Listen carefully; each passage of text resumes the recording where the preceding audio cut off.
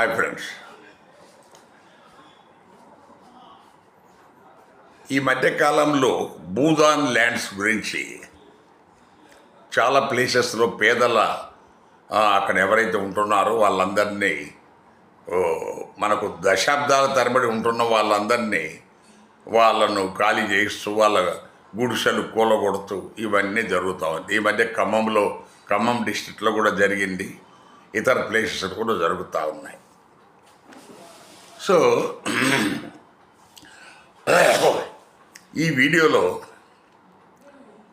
దీని వెనక ఉన్న అత్యంత క్రూరమైన రాజకీయ నాయకుల మెంటాలిటీని ఇక్కడ ఈ వీడియోలో చూపదలుచుకున్నాం. ఈ భూదాన్ మూమెంట్ 1951 నుంచి 57 వరకు పీక్ పీరియడ్.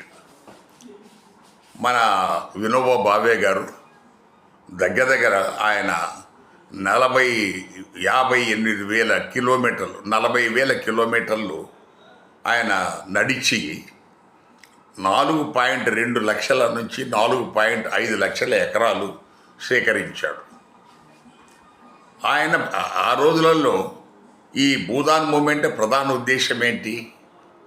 ఇది భూమి లేని పేదలకు పంచడానికి. కానీ దుర్మార్గులు రాజకీయ నాయకులు వాటిని పంచలేదు.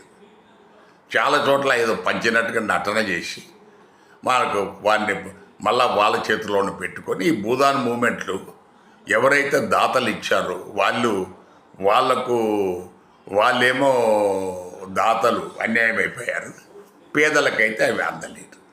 సో ఇప్పుడు ఆ భూములకు విలువ పెరిగి లక్షల కోట్లలోకి వెళ్ళిపోయిన తర్వాత ఎకరాలు, సో ఇప్పుడు వాటన్నిటిని తీసుకొని మళ్ళీ అమ్ముకోవాలని ప్రభుత్వాలు అక్కడ ఉన్న వాళ్ళను తరివేయడానికి కూలగొట్టం చేస్తూ ఉన్నారు. ఇది చాలా దుర్మార్గమైన చర్య. దీన్ని ప్రతి ఒక్కరూ ఖండించాలి. ఇప్పుడు భూదాన భూమి అనేది ప్రభుత్వానికి సంబంధం లేని భూమి. అది పేద ప్రజల కోసం వినోబా భావే గారు మనకు బ్లడ్లెస్ క్యూప్ లాగా అప్పటి ఆనాడు రైతులను భూస్వాములను కన్విన్స్ చేసి ఆయన సేకరించిన భూమి. అది పేదలకు పంచాలి తప్ప ప్రభుత్వం దాన్ని స్వాధీనం చేసుకొని అమ్మడానికి వీల్లేదు. దీని మీద ఈ సంఘాలన్నీ ప్రొటెక్ట్ చేయాలనేది ఈ వీడియో ప్రధాన ఉద్దేశం. Thank you.